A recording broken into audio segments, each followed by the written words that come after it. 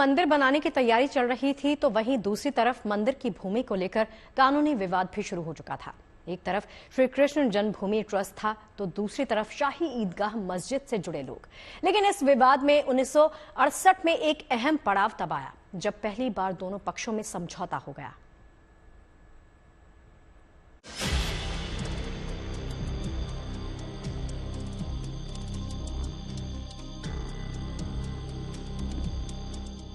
आज मथुरा में कृष्ण जन्म स्थान मंदिर और शाही ईदगाह मस्जिद के बीच का मामला न्याय व्यवस्था की चौखट पर है। दरअसल मथुरा में श्री कृष्ण जन्मभूमि 13.37 एकड़ में फैली है, लेकिन वर्तमान स्थिति ये है कि 10.9 एकड़ जमीन श्री कृष्ण जन्म स्थान और 2.5 एकड़ जमीन शाही ईदगाह मस्जिद के पास है। हिंदू पक्ष इस पूरी जमीन पर दावा करते हुए मांग कर रहा है कि इसे श्री कृष्ण विराजमान को दे दिया जाए।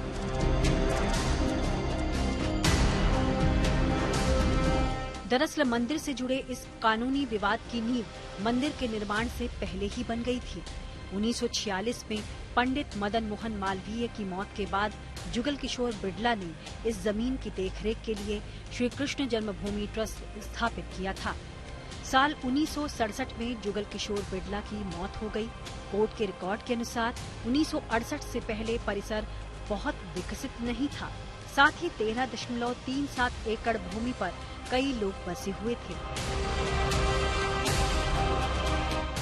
1968 में ट्रस्ट ने मुस्लिम पक्ष से एक समझौता किया। इसके तहत शाही ईदगाह मस्जिद का पूरा मैनेजमेंट मुस्लिमों को सौंप दिया गया। 1968 में हुए समझौते के बाद परिसर में रह रहे मुस्लिमों को इसे खाली करने को कहा गया। साथ ही मस्जिद और मंदिर को एक साथ संचालित करने के लिए बीच में दीवार बना दी गई। समझौते में ये भी तय हुआ कि मस्जिद में मंदिर की ओर कोई खिड़की, दरवाजा या खुला नाला नहीं होगा, यानी यहाँ उपासना के दो स्थल एक दीवार से अलग होते हैं।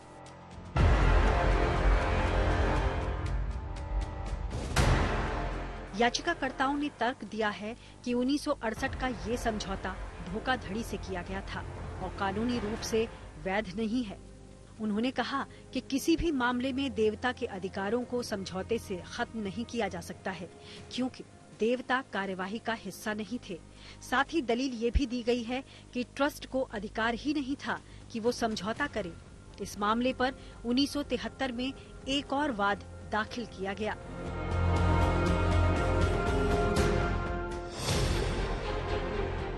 और साल 2020 में मथुरा विवाद में वही पुराना अध्याय नए तरीके से खोला गया। तब से नए पन्ने पलटे जा रहे हैं, नए सवाल उठ रहे हैं, तो नई सुनवाई भी हो रही है। दरअसल मथुरा का मामला अयोध्या और काशी से थोड़ा हटकर है। वो इस तरह कि इस केस में दोनों पक्ष मिलकर समझौते पर पहुंचे थे।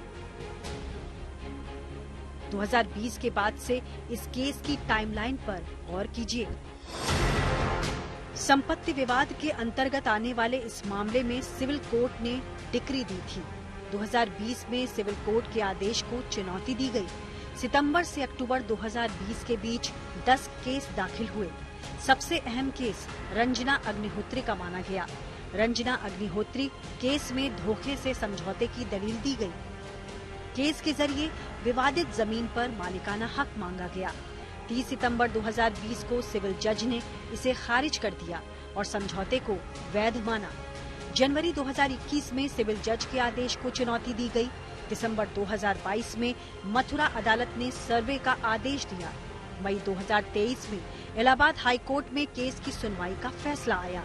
नवंबर 2023 में सुप्रीम कोर्ट ने हाई कोर्ट में सुनवाई रोकने से इनकार किया। 16 नवंबर 2023 को हाई कोर्ट ने फैसला सुरक्षित रख लिया। उसके बाद 14 दिसंबर को हाई कोर्ट ने ईदगाह के सर्वे को मंजूरी दे दी। 15 दिसंबर को यानी आज सुप्रीम कोर्ट ने भी इस फैसले को मानते हुए सर्वे पर रोक लगाने से इनकार कर दिया।